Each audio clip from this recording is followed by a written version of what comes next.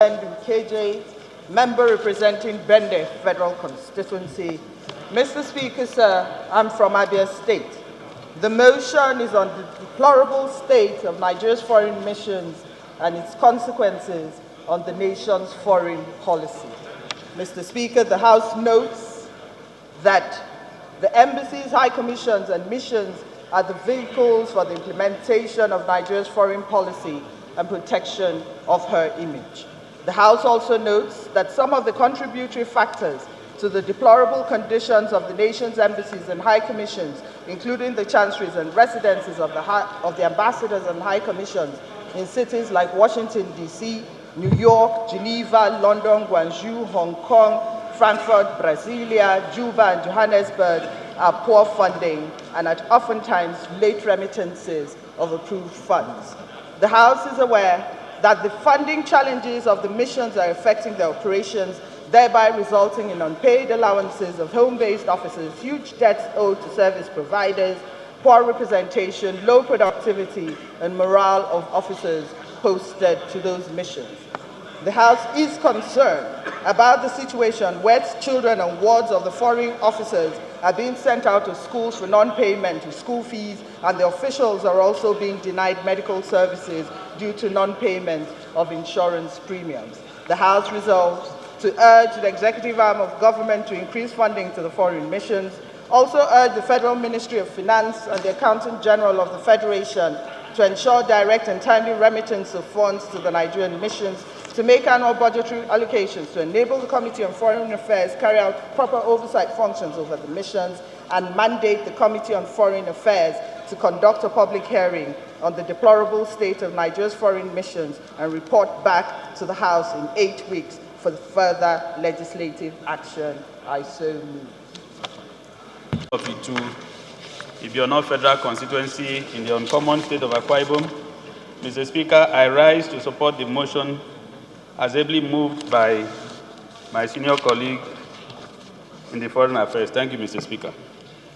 Bende Federal Constituency. Mr. Speaker, I'd like to thank you very much after the excitement of this morning for giving me the opportunity to bring before the House what, in my opinion, is probably the most important motion that I will bring before this House in my tenure as chair of the House Committee on Foreign Relations. Mr. Speaker, sir, this motion challenges the way in which we see ourselves. It challenges stereotypes and narratives. It challenges the hyperboles that has been out there, and it also challenges us and our patriotic spirit as citizens of this great country. Mr. Speaker, in working on this motion, I had cause to engage with all my colleagues, and I'm very glad to declare that I found bipartisan consensus on Nigeria's foreign policy delivery and the concerns that we all share. I can't think of a better time in our recent history than now, where there is need for us to have very strong, energetic diplomacy.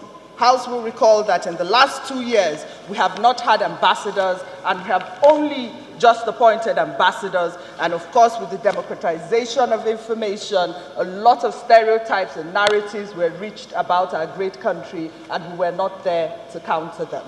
And so, Mr. Speaker, it is at this time that we find that we must have a diplomatic regime that is up to its billing and that is very, very aggressive.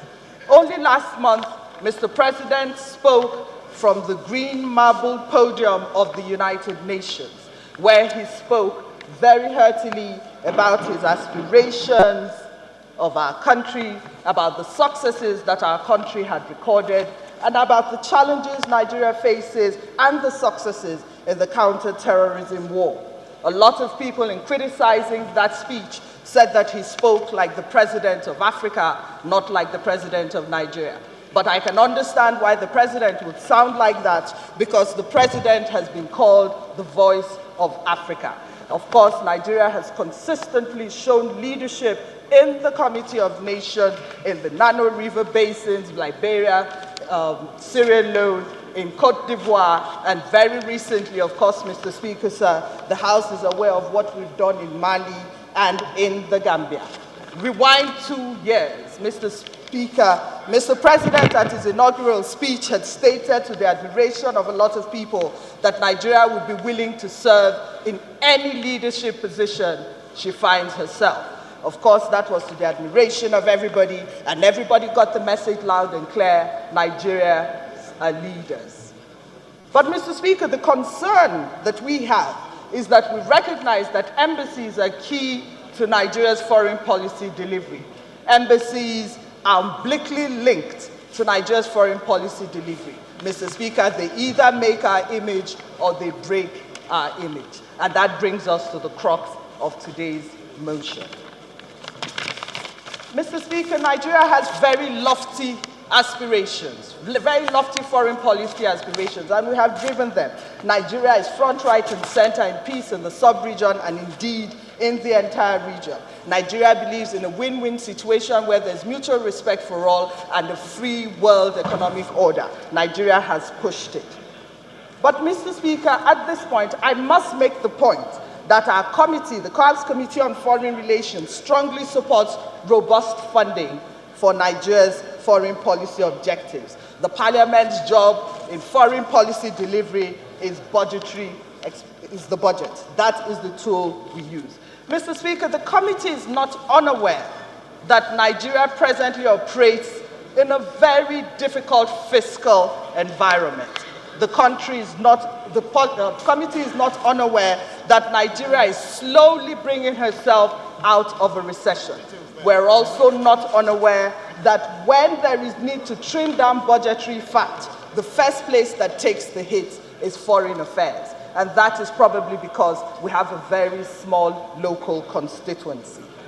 Mr. Speaker, the reality in Nigeria is that the foreign affairs budget is a fraction of a fraction. It is 0.57% of the national budget, Mr. Speaker, less than 1% of our national budget. Of course, when people talk about how expensive it is to run foreign policy, the knee-jerk reaction is for us to cut back on the numbers of missions, and government has already started to rationalize on the number of missions. But, Mr. Speaker, the reality is that because of our large image across the world, Mr. Speaker, there is a lot of competition out there. And the countries that we compete with for, say, the United Nations permanent seat in the Security Council are countries like South Africa and countries like Egypt. Mr. Speaker, we have 119 missions. Egypt has 196 missions. South Africa has 156 missions. Mr. Speaker, to get these seats, we need friends, we need votes, and of course, that means we need embassies. When people say we should cut back, my argument always is that if we take away from less than 1%, it has a zero bearing on the whole. And therefore, Mr. Speaker, sir, it is the opinion of the committee that that is not the way to go. Mr. Speaker, since we have appointed ambassadors, I have been inundated with telephone calls, emails about the deplorable state of Nigeria's missions abroad. A lot of the chancery buildings are not habitable. Mr. Speaker, sir, we don't have chancery buildings. The residences are even in a worse state. Mr. Speaker, it is impossible for us to have representational cards. Some of them are 20 years old. They are not insurable because they are considered to be scrap. But, Mr. Speaker, sir, of course, we have all sorts of litigations around the world. They're chucking us out of our houses. Some of the landlords don't even want to renew the rents. And, Mr. Speaker, sir, in my documents here, I actually have a letter from the State Department on some of the taxes that Nigeria owes. There's a second letter from the State Department, yet again, on the strike that was carried out by Nigerians in Washington, D.C. Mr. Speaker, so it is indeed true that the working and living conditions of our officers are very embarrassing. But, Mr. Speaker, we make the point that while we agree that allocations to foreign policy are less than 1%, while we agree that sometimes Nigeria's elaborate foreign policy cannot be funded on a shoestring, while we agree that there are late remittances and sometimes no remittances at all, Mr. Speaker, the problem and what we have come to agree is that if we are to embrace our opportunities and overcome the challenges that we have no option but to seek an open, transparent, honest regime delivered at a cost that reflects our resources and eliminates waste to the barest minimum. Mr. Speaker, sir, it is our belief in the committee that we must marry the country's aspirations in a means that puts our country first. And Mr. Speaker, we have carried out oversight in the Committee on Foreign Relations. And I'm going to come up with some figures that may shock the House. And that is the reason why the committee is calling for a public hearing. Mr. Speaker, the federal government has given us ceilings, the number of people that must be in every mission. Of course, we believe that there are a lot of policy manipulations. Mr. Speaker, in the UK, for instance, there's supposed to be 40. We have 89 home-based staff. Mr. Speaker, of this 89 home-based staff, 19 of them are drivers of very nicely called chauffeurs. Of these chauffeurs, Mr. Speaker, sir, each one serves at an average cost of £26,000 per annum. Mr. Speaker, sir, medical expenses also do not have a ceiling. For instance, there is a medical bill here still outstanding of £306,000 for one person. Another person incurred £268,000. Another person has incurred a bill of £62,000. Mr. Speaker, sir, all these are outstanding for the country. Of course, in Washington, D.C., the ceiling is 22, we have 44. In Washington, they say to us that terminal benefits will cost the country $720,000 for us to bring the people back in compliance with government. Mr. Speaker, in New York, it is said that the mission there had to borrow $980,000, $20,000 shy of $1 million from the peacekeeping account to maintain the Nigerian House. Mr. Speaker, so I will shock you for a period of 1 year. So, Mr. Speaker, if we go to Brazil, the story is not any different. The Nigerian government has incurred a debt of $360,000 on the medical of one person who eventually died.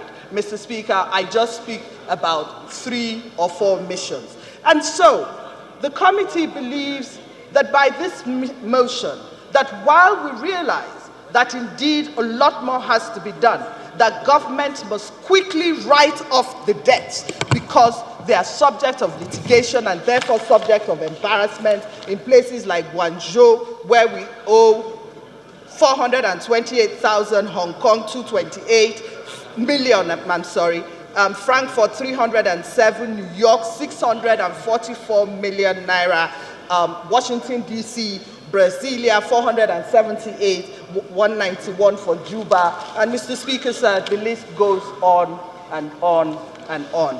Our concern, Mr. Speaker, is that while we agree that our foreign policy is not properly funded, we're also very concerned that if we cannot plug the loopholes, the areas of waste, the bleeding places, Mr. Speaker, that even if we were to increase funding, I am not very sure that it would make much of a difference. Only last year, Mr. Speaker, there was appropriation, there was the intervention from on the supplementary appropriation, and there was also the intervention on the shortfall of foreign exchange. Mr. Speaker, our missions are still in a deplorable state. And so what the committee is seeking is 3 things. That we urge the executive arm of government, the Minister of Finance, as well as the budget, DG Budget, Minister of Budget and Planning, to please intervene. It is of the utmost import that we're able to get the ambassadors who we have posted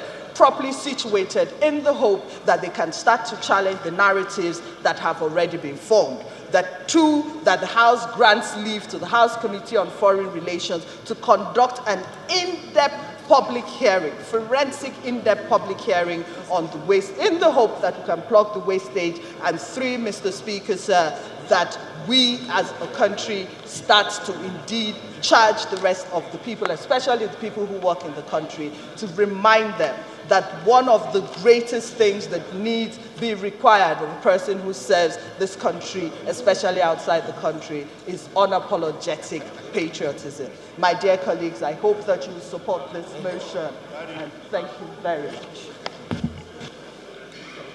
So I'll put the question. Those in favor of the motion, as the ayes have it.